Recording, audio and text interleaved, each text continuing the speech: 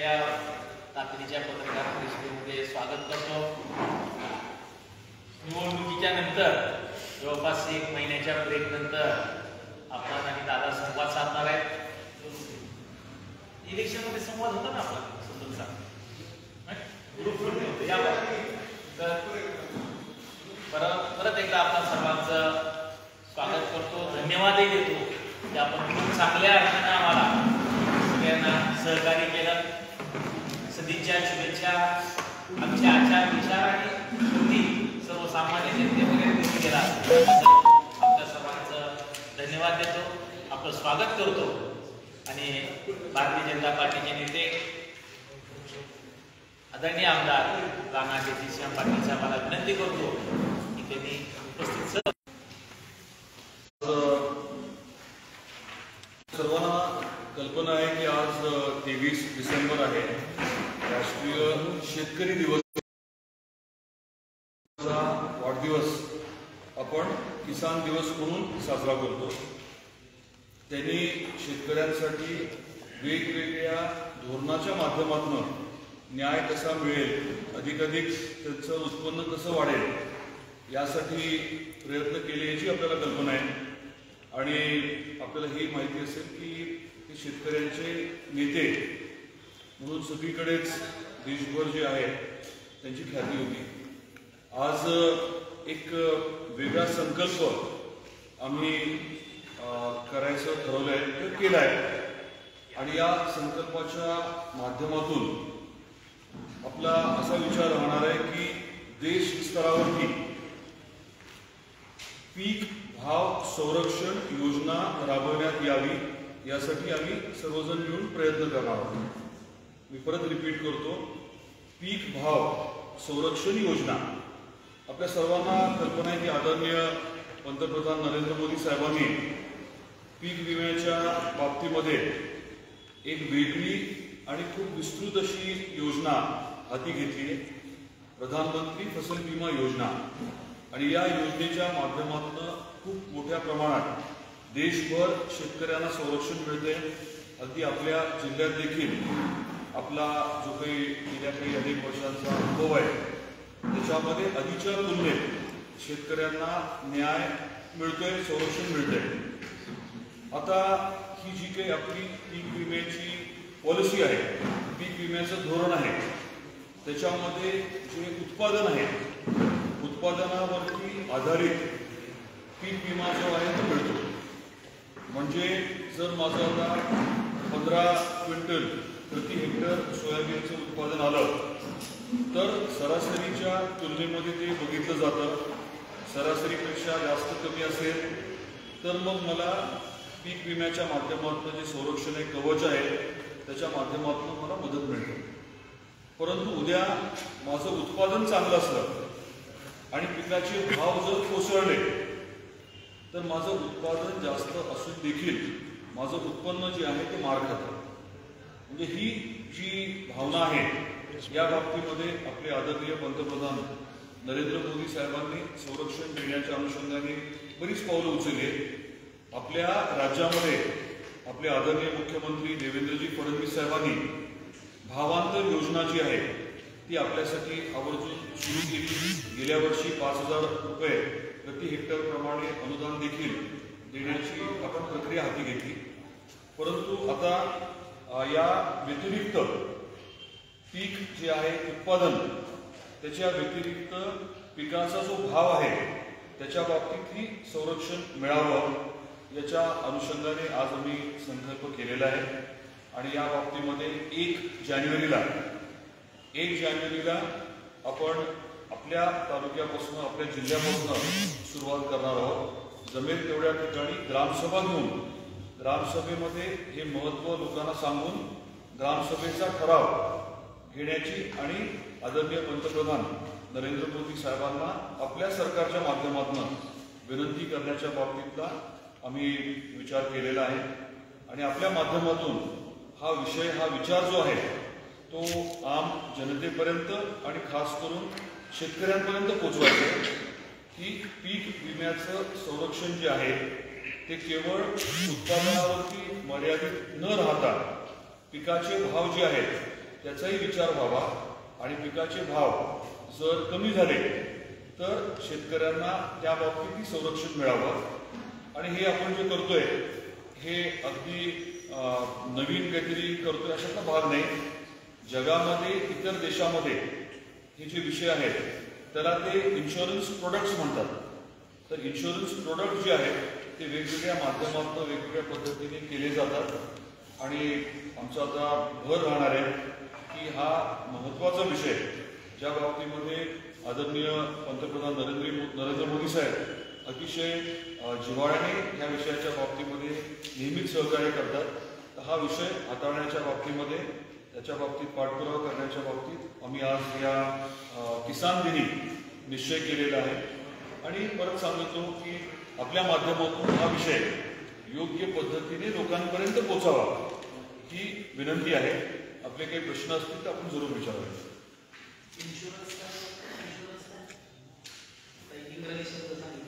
Product insurance product म्हणजे काय की वैयक्तिक शेतकऱ्याला जर त्याच्या वैयक्तिक शेतापुरतं पीक विमा पाहिजे असेल, इतर जगात काय होईल किंवा नाही होईल, पण मला माझ्या 5 एकरपुरता पीक विमा पाहिजे, तर तसेही प्रोडक्ट असतात. मला द्राक्षासाठी पाहिजे, मला द्राक्षामध्ये पूर्ण माझ्या सीझनसाठी पाहिजे किंवा मला ऊसासाठी पाहिजे, ते आपल्याला ठरवता येऊ शकतं. तोच विषय पुढे एक्सटेंड होऊन आपले जे गाई म्हशी असतात, दुधाळ जनावरं असतात किंवा बाकीच्या ॲनिमल म्हणजे बाकी पशुधनाच्या बाबतीत सुद्धा करता येऊ शकतं. आपण मुळातच भाव पडलेले आहेत तर मग त्यात भावावर कसं काय संरक्षण आपण पाहिजे? योग्य प्रश्न आहे.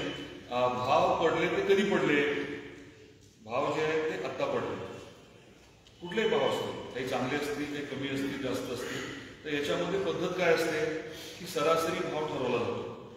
मग आपण ठरवू समजा गेल्या 10 वर्षातला सरासरी भाव, 10 वर्षामध्ये सरासरी भाव काय आहे आणि तेवढा भाव आपल्याला मिळावा, त्याचं संरक्षण आपल्याला पाहिजे असेल तर त्याच्या अनुषंगाने प्रोडक्ट बनवायचं. म्हणजे उद्या माझं उत्पादन चांगलं असलं परंतु बाजारभाव जर कोसळले, जागतिक स्तरावरती कोसळले, प्रत्येक ठिकाणी सरकार म्हणावं तशी मदत करू शकत नाही आणि ते 3,000 रुपयाच्या आसपास. आपल्याला शेतकऱ्याच्या संरक्षणासाठी आर्थिक संरक्षणाच्या अनुषंगाने व्यापक विचार करण्याची गरज आहे. आज आपल्या जिल्ह्यामध्ये उत्पादनाचा जर विचार केला तर उत्पादन सांगितलं जातं पीक कापणी प्रयोगामध्ये की सरासरीच्या आसपास किंवा जास्त आहे. मग असं असताना जर शेतकऱ्याला पैसे कमी मिळणार असतील उत्पादन चांगलं घेऊन, तर मग त्या बाबतीत पण संरक्षण मिळणं गरजेचं आहे. या अनुषंगाने हा विचार आहे आणि हा विचार जो आहे तो कृतीमध्ये आणण्यासाठी मोठा विषय आहे, महत्त्वाचा विषय आहे, पण तो विषय कृतीमध्ये आणण्यासाठी आपल्या सर्वांचं सहकार्य, आम शेतकऱ्यांचं सहकार्य नक्की आम्हाला लागतं. कसं असणार आहे? मी परत एकदम अजून सोपा भाषेत सांगतो की माझ्या आता आपण एक पीक घेऊ, सोयाबीन समजा. सोयाबीनच्या बाबतीमध्ये काहीतरी एक योग्य भाव ठरवणं अपेक्षित आहे. समजा आपण उद्या ठरवलं की 5,000 रुपये प्रति क्विंटल हा योग्य भाव आहे. तर 5,000 जर हा बेंचमार्क फिगर असेल तर पुढच्या वर्षी 2025 मध्ये जर समजा सोयाबीनचे दर हे कोसळले, 5,000च्या ठिकाणी समजा 3,000 झाले, तर मग जो 2,000 रुपयाचा मला लॉस होणार आहे त्या बाबतीत मला संरक्षण मिळालं. कोण देणार लॉस कोण देणार? शेतकऱ्यांना तो कसं कोण देणार? संरक्षण देण्याची प्रक्रिया जी असते ती इन्शुरन्स प्रोडक्टच्या थ्रू असते. इन्शुरन्स प्रोडक्ट आता कोण देतं तर राज्य सरकार, केंद्र सरकार मिळून आपल्याला सध्या देते. कशाबद्दल देते? उत्पादनाशी संबंधित. आता उत्पादनाचं जर या पद्धतीने दिलं जातंय तर उद्या पिकाच्या भावाशी संबंधित संरक्षण हे नेमकं कोणी द्यायचं? कदाचित शेतकरी त्यात काही इन्व्हॉल्ड असेल, कदाचित राज्य सरकार आहे, कदाचित केंद्र सरकार आहे. मी प्रोडक्ट कसं होईल त्याबाबतीत आज नाही बोलणार, परंतु या विषयाची गरज जी आहे, गरज कोणी मान्य करेल की उत्पादन किती चांगलं असलं आणि जर उद्या भाव कोसळले तर माझ्या घरात येणारं उत्पन्न जे आहे ते कमी राहणार आहे, तर त्याला देखील संरक्षण मिळणं गरजेचं आहे. आणि त्या अनुषंगाने आज या किसान दिनी हा विषय जो आहे, महत्वाचा विषय जो आहे, तो पुढे नेण्याच्या बाबतीत मी ठरवले.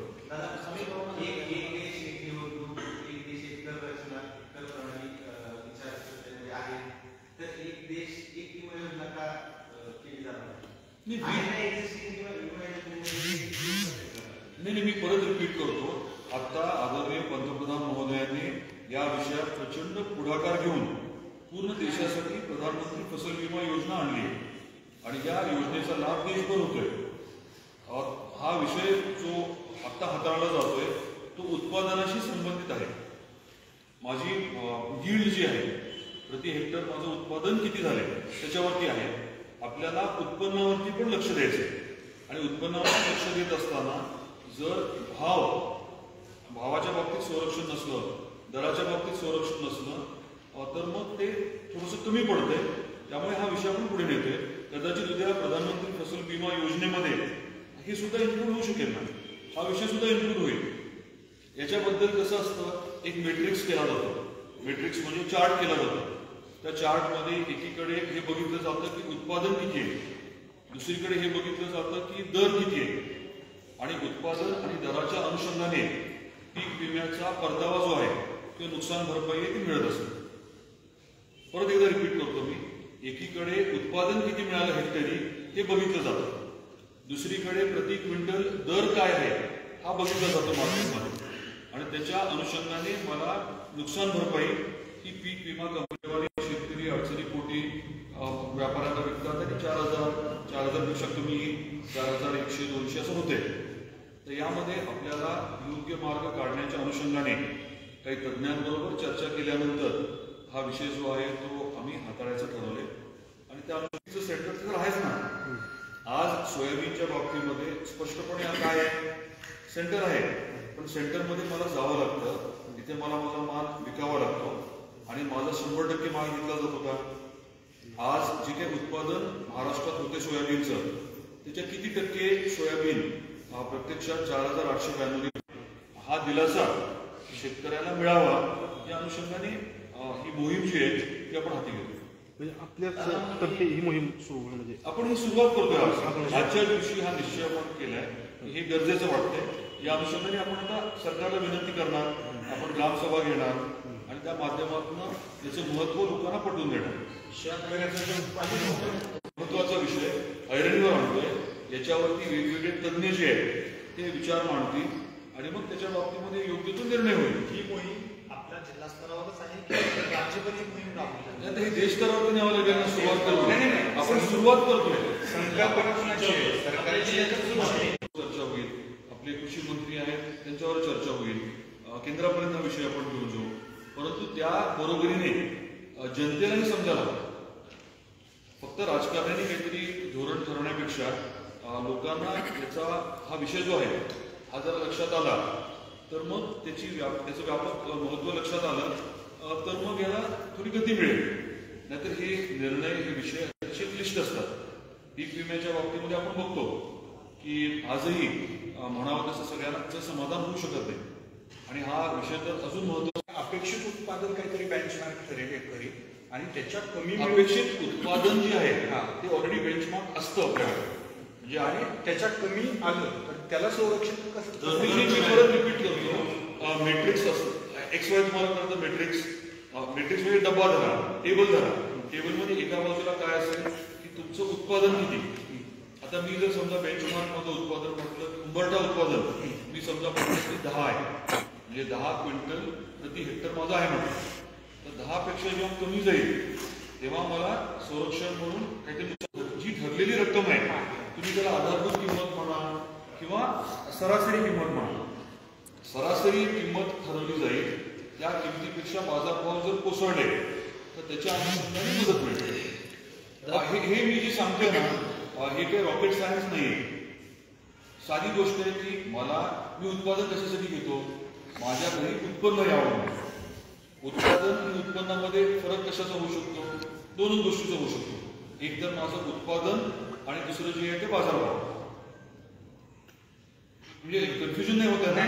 उत्पन्न म्हणजे माझ्या घरी येणारे पैसे, उत्पादन म्हणजे माझ्या शेतात पिकलेलं पीक. किती उत्पादनाच्या बाबतीत सरकारने काळजी घेतली, परंतु बाजारभावाच्या बाबतीमध्ये काळजी घेणं हे फक्त आपण आधारभूत किंमत देऊन पुरेसं नाही. तर त्याला ऍडिशनल बेनिफिट काय किंवा संरक्षण काय, तर हे दुसरं एक प्रोडक्ट याच्या माध्यमातून शेतकऱ्याला आधार मिळेल, संरक्षण मिळेल. दादा ही प्रक्रिया फार मोठी आहे. या संदर्भामध्ये कृषी विभागातल्या काही तज्ज्ञ किंवा जे कृषी विभागात साधवतो खरं तर आमच्याकडे 5-10 वेगवेगळ्या मुद्द्यांची यादी आहे प्रेसची, परंतु आज नेमकं हा विषय घेण्याचं कारण काय किंवा हा संकल्प करण्याचं कारण काय, तर आज किसान दिन आहे, राष्ट्रीय शेतकरी दिवस आहे. त्या अनुषंगाने हा विषय जो आहे हा संकल्प आम्ही केला आहे आणि आपल्यापर्यंत विषय मांडलाय जेणेकरून लोकांपर्यंत हा विषय पोहोचावा. शेतकऱ्यांना काय करावं, तुम्ही जो संकल्प शेतकऱ्यांनी काय करणार भरले की त्याला संरक्षण मिळेल. म्हणजे मी एखादं वाहन घेतलं, मोटरसायकल घेतली, मी संरक्षण कुठल्या पद्धतीचं घ्यायचं त्याच्यावरती प्रीमियम आहे ना, ते काय थर्ड पार्टी वगैरे 2-3 प्रकार असतात. त्या पद्धतीने हे एक अजून प्रोडक्ट राहील. एक उत्पादनाचं झालं, दुसरं जे आहे ते उत्पादन प्लस बाजारभावाचं राहील, तिसरं कदाचित फक्त बाजारभावाचं राहील. हा मुद्दा आहे. त्याची जनजागृती कशा पद्धतीने करताय, म्हणजे लोक शेतकऱ्यामध्ये जनजागृती कृषी विभागाच्या माध्यमातून होईल का प्रायव्हेट? आता आपण विषय मांडतोय, माझी आपल्याला काय विनंती आहे, पण मुळात शेतकऱ्यांची अशी मागणी आहे की उत्पादन म्हणजे खर्चावर भाव मिळावा, पण त्याचं काहीच नाही होत. मी ऐका ना, मी सगळ्याच गोष्टींची उत्तरं मी देऊ शकतो का असं नाही. मी आता काय करतोय की शेतकऱ्यांच्या ज्या अडचणी आहेत त्याच्यातला एक महत्वाचा भाग टॅकल करण्याच्या अनुषंगाने हा प्रयत्न आहे. हा आपला एक प्रयत्न आहे ज्याच्यातनं शेतकऱ्यांना थोडा अजून दिलासा मिळेल, थोडं अजून समाधान मिळेल, आर्थिक समाधान मिळेल. हा तो विषय. राज्य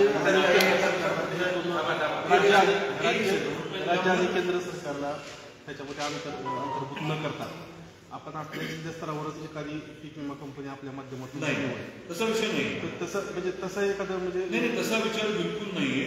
आम्ही जे आहे ते नाही, तसं होऊ शकतं का म्हणतो. नाही, जो काही अभ्यास आहे हा अभ्यास आम्ही पहिलं राज्य सरकारकडे नेणार, राज्य सरकारच्या माध्यमातून केंद्र सरकारकडे नेणार, असे तिचे टप्पे असणार. जसं आता ही आरोग्य योजना जशी आहे आपल्याला 5 लाखापर्यंत उपचाराची, पण काही लोक खासगी इन्शुरन्स काढतात, तर तशा पद्धतीचं एखादा म्हणजे पर्याय पण त्याच्यात मी पडणार नाही, कारण शेवटी आपल्याला कोणाचा विचार करायचा आहे, आम शेतकऱ्याचा. जो मोठा शेतकरी आहे तो काही करेल, परंतु आपल्याला फोकस कोणावर करायचा आहे, जो छोटा शेतकरी आहे. आणि छोटा शेतकरी अशी प्रोडक्ट प्रायव्हेट कंपन्या काय करणार, ते स्वतःचा नफा बघणार. आपल्याला इंटरेस्ट कशामध्ये आहे, शेतकऱ्यांच्या नफ्यामध्ये. त्यामुळे हा विषय जो आहे हा मी आता एवढं असा तो विषय.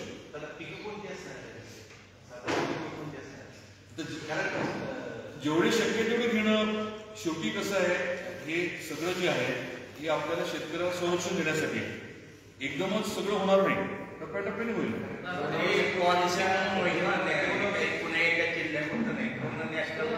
आम्ही कदाचित मागणी करू ना, आमचा आकांक्षित जिल्हा आहे, आमच्यावरती पहिलं पायलट करा, होऊ शकतं तसे. बरोबर बरोबर, 2-3 वेगवेगळे ऑप्शन असतील. स्टेप कसे असतील ते तुम्ही सांगा, पाठपुरावा कसा. स्टेप मी सांगितलं की राज्य सरकारकडे या बाबतीतलं सादरीकरण होईल. आपण 1 तारखेला 1 जानेवारीला आपण जमेल तेवढ्या ठिकाणी आपल्या ग्रामसभा घेऊन तिथे ठराव करू आणि राज्य सरकारला विनंती करू की या विषयाचा विचार व्हावा म्हणून. आणि राज्य सरकारचं एकदा थोडंसं ह्याचं अंडरस्टँडिंग झालं की मग तो विषय राज्य सरकारच्या माध्यमातून केंद्राकडे जाईल. आम्ही संकल्पना केली सगळीकडे पोहोचलो. साधारणतः ग्रामसभा किती होतील, म्हणजे आपण टार्गेट नाही, तर आपल्या माध्यमातून लोकांपर्यंत हा विषय जावा आणि आम्ही आग्रह करू ना लोकांना की आपण विषय समजून घ्या आणि ग्रामसभा बोलवून 1 तारखेला आपण या बाबतीमध्ये निर्णय घ्यावा, ठराव घ्यावा, अशी आपण विनंती. एक म्हणजे 1 लाख सगळं व्हावं थोडंच आहे, 1 लाख सुरुवात होईल, नंतर लोकांना जसं महत्व पटेल त्या पद्धतीने ते वाढवत जाते.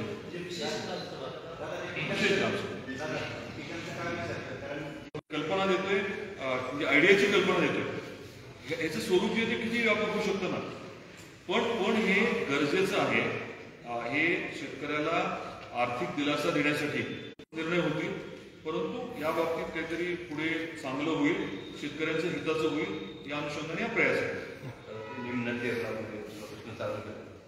एक हे सांगूया, कोणाचं काही कन्फ्युजन असेल तर विनंती, तुमच्या डोक्यात एकदम क्लिअर पाहिजे, त्यामुळे कोणाचं कन्फ्युजन असेल कृपया विचार आहे. दादा याच्यात सोयाबीनच्या संदर्भात असे आहे, केंद्र सरकारने जे परिपत्रक काढलं होतं आता खरेदी केंद्रावर हो 15% ओलाव्यापर्यंत खरेदी झालं, प्रत्यक्षात 12च्या वर हो. नव्हतं. राज्य सरकारचा अध्यादेशच आला नाही असं खरेदी केली. फडणवीस साहेबांनी मात्र कारवाई करू हे ते सभागृहात सांगितलं, पण प्रत्यक्षात अध्यादेशच केंद्रापर्यंत आला नाही. अशा केसमध्ये बऱ्याच आहे. या संदर्भात काही बोलणं झालं का त्यांच्याशी आणि कधीपर्यंत त्या ह्याची अंमलबजावणी? मी यामध्ये प्रॅक्टिकल सांगतो तुम्हाला. मी त्या बारकाव्यात न जाता प्रॅक्टिकल व्ह्यू सांगतो. आता आपल्याकडे पद्धत कशी असते, मला जर सोयाबीन विकायचं असेल इथल्या खरेदी केंद्रात तर मी सॅम्पल घेऊन जातो. सॅम्पल चेक केलं जातं, ठीक आहे बाबा घेऊन येऊन सांगतो. आज परिस्थिती अशी आहे की आर्द्रता जी आहे ती 12%च्या आतच आहे. आपण जर 15-20 दिवसापूर्वीच बोललो असतो तर आर्द्रतेचा तो विषय होता. आज ड्रायनेस जो आहे फेअर ड्रायनेस आहे, तिथे काय आता बाकीचे सांगू शकतील. नाही पण सरकारने जो निर्णय घेतला ना तो केंद्राचा निर्णय वाया राज्य जो खरेदी केंद्रापर्यंत जायचा आहे तो गेलाच नव्हता. नाही, मी त्याबद्दल कमेंट नाही करणार. मी इतकंच सांगेन की 15% हा आता रिलेव्हंट विषय नाही. तो मुद्दा जो आहे ना आता गौण झाला. आज मुद्दा जो तो वेगळाच. आता मुद्दा काय होता की आपल्याकडे बारदानच नव्हतं, राज्यातच बारदाना नव्हतं. गेल्या आठवड्यात त्याचा फॉलोअप केला. आता आज रात्री किंवा उद्या सकाळी बारदाना येईल. बारदान नसलं तर खरेदी कशी होणार आहे? आता त्याला तुळजापूरला 900 लोकांनी रजिस्टर केले, 200 जणांचंच खरेदी झाली. त्यामुळे जे महत्वाचे मुद्दे आहेत की बारदाना नाही आहे किंवा पेमेंट आता 10 दिवसाचं झालं नाही. आजच मी नाफेडचे जे प्रमुख आहेत महाराष्ट्राचे त्यांच्याशी बोललो आणि पेमेंटच्या बाबतीतचा विषय आता आपण मार्गी लावतो. त्यामुळे ते होईल, काय अडचण नाही. दुसरा विधानसभेत मुद्दा गाजला पीक विमा घोटाळ्याचा. विम्याच्या बाबतीत धाराशिव जिल्ह्यातही त्याचा सहभाग आहे. थोडा आहे. मग या संदर्भात काय माहिती घेतली? थोडा आहे सांगितलं मला, काही प्रमाणामध्ये आहे. 3000 हेक्टरच्या संदर्भात आहे विषय. त्यामध्ये 3000 हेक्टरचा आम्ही एक्झॅक्ट फिगर्स सांगू शकणार नाही, आपले एसईओ सांगतील. परंतु माझं जे बोलणं झालं काल त्याच्यामध्ये मला सांगण्यात आलं की काही प्रमाणामध्ये आहे, तेवढं व्यापक नाही. परंतु या बाबतीत कसं आहे, मुख्यमंत्री महोदयांनी स्पष्टपणे आदेश दिले की राज्यभर कुठे काही अशा प्रकारचं चुकीचं झालं असेल तर ते शोधायचं म्हणून, आणि ती प्रक्रिया होईल. आता बारकाईने होईल.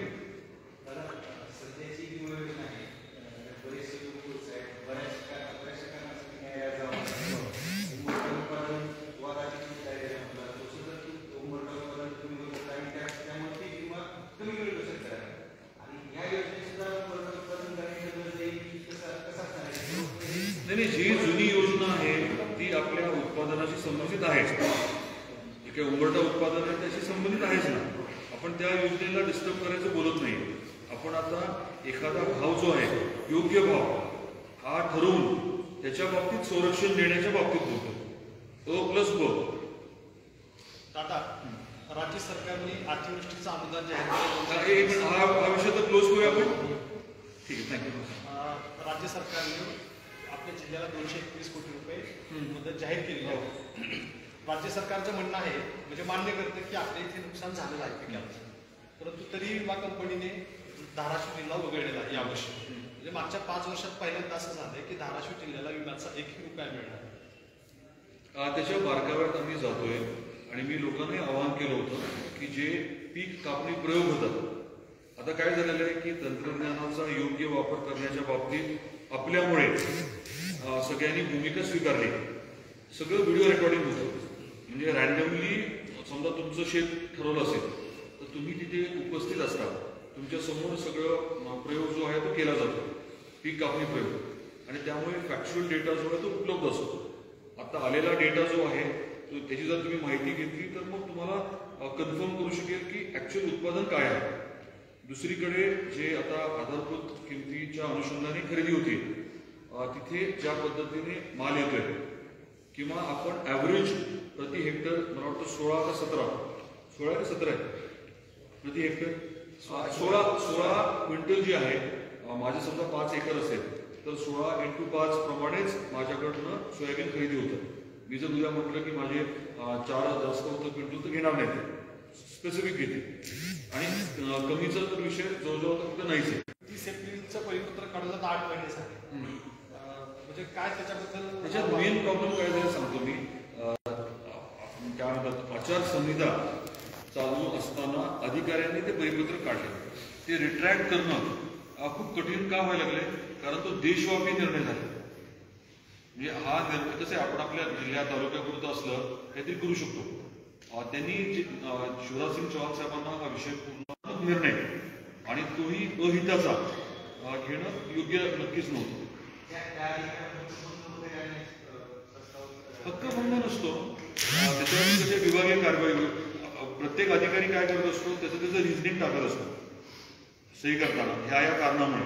त्यामुळे कारवाई होईल नाही या बाबतीत मी जास्त नाही बोलणार, पण शेतकऱ्याच्या हिताचा हा निर्णय नक्की नव्हता. या निर्णयामुळे मोठं अहित झालं, अन्याय झालाय हे वास्तव आहे. अतिप्रतिष्ठेच्या विषयात